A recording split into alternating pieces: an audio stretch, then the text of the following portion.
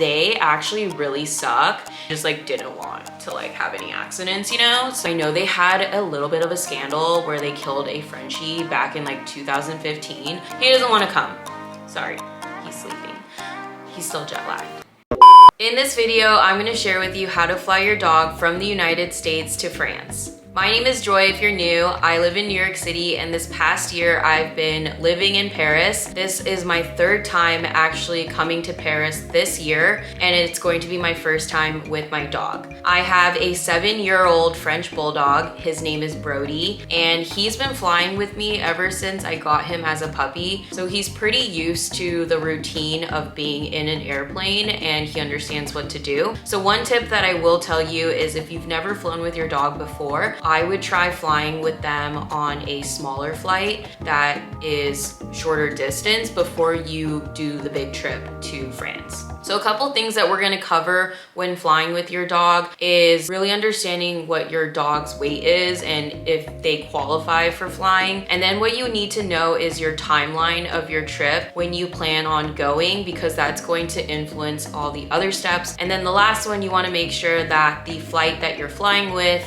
allows that your dog is on the flight. So let's start off with the flight in general. I flew with French Bee. I made a TikTok about French Bee and why I love French Bee. So if you guys are not following me on TikTok, I'll put my TikTok over here. It's the same username as my Instagram. So if you're not on Instagram, I also share my videos on Instagram. They're just a little more delayed on Instagram versus TikTok. Now back to French Bee. They are basically an affordable airline, but they're not like sketchy like Spirit Airlines or Frontier. The reason why their flights are a lot cheaper is because they only do one flight a day. So they'll have direct flights from New York to Paris, Miami to Paris, LA, and then San Francisco, and then a couple other places in between. And I think because they only do it once a day on this blog post, that's why they're able to charge way less. So one thing that they do allow is for you to bring your dog in as a pet,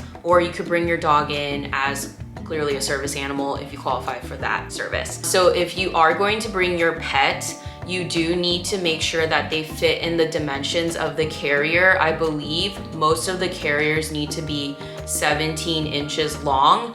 And then I'm not really sure what the width is. It really depends on the airline. Like I know United, JetBlue, and all of them have different dimensions, but usually it's around that 17-inch mark. And French Bee was super helpful and they love dogs. They were super kind to Brody. There was actually a ton of dogs on my flight. I was sitting next to another dog, and then there was a dog a couple rows in front of me, and then everyone in the boarding gate for the other flights to other places had dogs as well. So that's who I flew with. I've also flown with United. I love United. They are so kind to dogs. I know they had a little bit of a scandal where they killed a Frenchie back in like 2015, and I don't know if they're trying to make up for it, but they're so kind to Brody. Like they basically just let him sit on the seat. They give him snacks, all this stuff. Second one that I would say is really great is JetBlue. And then third, I would say is American. We used to have a really good time with Alaska, but they actually really suck. And they made me sleep at the airplane, and they made me miss 3 flights because of my dog, even though everything was good. So I will not be flying with Alaska, and I will be personally suing them in my brain. But none of that for today. Let's go back to the flight. So first you wanna make sure if your dog can even fly, if they fit in those dimensions. If they don't fit in those dimensions, then unfortunately your dog can't fly in the carrier. He would have to go under with all the other suitcases, which personally, I just wouldn't put my dog through that trauma. Like I wouldn't wanna be down there. So like, why the hell would he wanna be down there or she? So I wouldn't do that at all. You can also bring your dog as an emotional support animal, but they don't allow that anymore. Like they still charge you and stuff if your dog is an ESA, and you still have to put it in the carrier. So you would probably just have to get your dog as a service animal at that point, and there's like a whole bunch of other things that you need to do to have your dog be a service animal. So now that you know that your dog fits in those dimensions and that it can fly, now you need to get all the forms so your dog can go international. So basically when your dog travels internationally to France, you need to check the French website where they have, I believe, customs. They call the dogs like imports, which is like really strange, like they're cargo. Anyway, so you go on the website, it changes a lot, so double check that. I don't know when you're watching this video, it could be years from now. And for me, for US to France, traveling as a non-commercial item, the dog needs to have an updated rabies vaccine that is not expired over the year, and it has been in their system for 21 days. The next thing that you need to do is make sure that your dog has a microchip, and there's a microchip tag or a number that's associated with that microchip. And then the third thing that you need is the health certificate that needs to be in a paper document, and this needs to be signed and approved by the USDA. So I'll come back to that. So Brody had his rabies vax. He's had it his entire life. The last time we had it was back in 2020, and it expires every 3 years. But the thing is I never had a microchip in Brody, and I had to put a microchip in him, and that costs, I believe, around $100 something. It really depends on where you're at, but it would be in the 100 range. After you get the microchip, France does not use the rabies vax that he had before the microchip. I'm not sure why. I asked if it's because the metal or something messes with the vaccine, and they really didn't know. They just said that your dog has to get another rabies vax. So I had to wait 21 days after I got his vaccine to fly, otherwise I would have came earlier.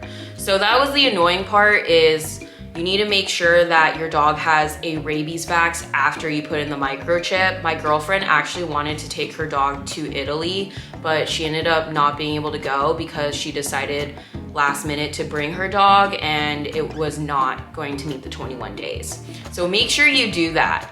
The next thing after you do the rabies vaccine is you have to go to a vet that provides the USDA health certificate. And not every vet does this, so you wanna call and ask them if they can provide travel documents to France or any country that you're going to. All of these tips are going to work for any other country that you're going to, but they're going to be more restrictive if you're going to an island or if you're going to Asia, because there's going to be quarantine measures for the dog that has nothing to do with the panini. It just happens to be the rules in Asia. But for Europe, it's really simple, because once your dog is in Europe, you can actually get them a European EU passport, which I'll talk about. So after you get your dog's rabies vaccine, you want to go back to the vet that offers the travel documents within a 10-day window of when you're going to fly. So I found mine, I use Bonvet. I believe they're a chain and I really like them. They're in New York City. They have multiple locations and they're very modern. So I think they're targeted to millennials because the inside is super cute. It's super modern, it's minimalist. It doesn't feel like you're at one of those like old dusty vets. It's really cute and everything is high tech. There's like TVs and snacks and all this stuff. I made a TikTok on it as well, so you can check it out over there. But the entire experience was 5 stars. I felt so welcomed at Bonvet. The technicians were so nice to Brody. It honestly felt like an amazing experience because of the design and how beautiful it was inside too. But basically what you wanna do is you wanna go to the vet, and the vet basically just does a health checkup on your dog to make sure that your dog is healthy and has its updated vaccinations and microchip needed to fly. After your vet gives you the thumbs up, this honestly takes maybe like 10 minutes of the appointment, they will send their write-off or their paperwork to the USDA. Here's the thing, the USDA does everything old school. It's all through papers. France loves everything printed out anyways, so you're gonna wanna make sure that you're having it all printed out. What happens is they send it over to the USDA. I believe they're in Philly, which is like so weird. And the USDA basically stamps this document and it has an engraved stamp Like there's no way around it, you guys. Like it is a legal document. It's basically this 5-6 page document with the rabies vaccine, all this stuff, the microchip. And this form, I believe, is valid for 90 days in the EU. After that, you have to get a new one. But once you're in Europe, you can just go to a local vet and get his EU passport. So we'll come back to that. So you get the USDA form. You have to pay for it to be FedExed overnight or USPS overnight. They actually messed up the form and they put my nickname, not my legal name that I have, on my form. So I had to get it again, and then it didn't come in time because it was raining in New York City and there was a really bad storm. But it did come the day before I flew out. So it was a little stressful, but make sure that you're just on top of it. I will say Bond Vet was super helpful in just like making sure that they're on top of it as well and following up. So it will come in basically a legit envelope into your house, and it will have the certificate on there. Make sure that you also have printed out forms for the rabies vaccine, and they want 2 years or like 2 history reports of his rabies vax. So the most recent one and the one before that. You're gonna wanna print that out. I also just recommend to cover all your bases. So what I did was I printed out his entire vaccination history. You can get that by just calling your vet and having them email this to you and then print it out. I also printed out his microchip history form, even though he has it inside him. I just like didn't want to like have any accidents, you know? So I had that printed out.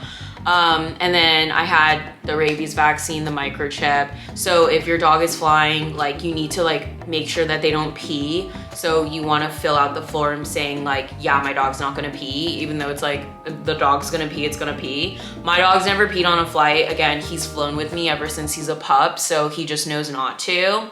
Some things that I would recommend to just make your experience 10 times better is getting puppy medication. Your vet can give your dog medication before the flight. Brody took trazodone, which I think is an antidepressant, but basically you're going to want to test the trazodone before you go on the flight. So I had him take it the night that we got it after the vet, and then on the instructions the vet said to take a pill the day before your flight and then 2 hours before the flight, because it takes 2 hours to kick in, just so it's already in their system. And that really helped. Like Brody was just super drowsy and just slept the whole time. Usually he doesn't take it, but because it was an international flight, I personally was nervous, and I'm sure he was nervous. So yeah, I just gave him that. I also did bring some things that were familiar to him. I brought his favorite blanket, and then I also brought his favorite toy. So he had the smells around him because, hello, we're going to like a foreign country, we're going to France. So I wanted to make sure there were some things that were familiar to him, and those are things that I feel like really helped out, especially when we're in the waiting area before we board the plane and we're sitting on those uncomfortable chairs. Just having the blanket out and his like favorite stuff, it just made it 10 times better. Also, when you're booking the flight, I would try to book a flight that is an aisle seat. Definitely don't do the middle one, and if you do the window seat, like you're just asking for it, because then you're basically just squished against the wall with your dog. Yeah, those are my tips. Most airlines or airports now have a dog relief area. They're titled animal relief area right next to where the boarding gate signs are. And it really just depends on where they are, but we just go there immediately when we check in and then right before we board. And that was it. Now, here are some things to know after you get into France. So after you get into France, you go through customs and that sort of thing. I really thought that they were going to look more into the paperwork once we got into France, and they didn't even ask for it. And I heard that from Bond Vet, that they barely look at it or they barely glance it. They did look at my form though when I checked in my luggage, because I had a checked-in bag. And so then they looked at my forms pretty closely, and the guy actually had a new puppy. So he was staring at it, and I was like, oh my God, what if like we can't fly? Because I just always think about the worst case scenario. And then he goes, I have a 3-month puppy. And we were like bonding about dogs, but I don't know why they always do that. Like, do you guys ever travel and like the foreign person that's like checking your forms, like you always think they're mad at you and then you end up finding out that they're just like wanting to be your friends, because that's like how I felt. Anyway, so that happened, and then after we got into France, they didn't look at our paperwork. I still have to go to the vet, but my friend actually used to go with her dog to Europe all the time when she lived in Europe, and she said all you need to do is go to a vet in France or Paris once you get here, and apparently going to the vet is way cheaper than it is in America, but that doesn't shock me. And you go in and I believe it's like 20 or 30 euros to get the EU pet passport. Again, it's the same thing. They just check your dog for vaccine history and to check that it's healthy, which it obviously was to fly here. And then they just give you a card, and it's basically his pet passport or her pet passport, and they could travel all around Europe, excluding London because it's Brexit. But if you want to go to London, you just have to get the tapeworm medicine 5 days before you get into the UK. So it's 5 days you have to take, I believe, the tapeworm thingy-majig. So that's how you fly with your dog to France. Brody, you want to be in the vlog? Come here.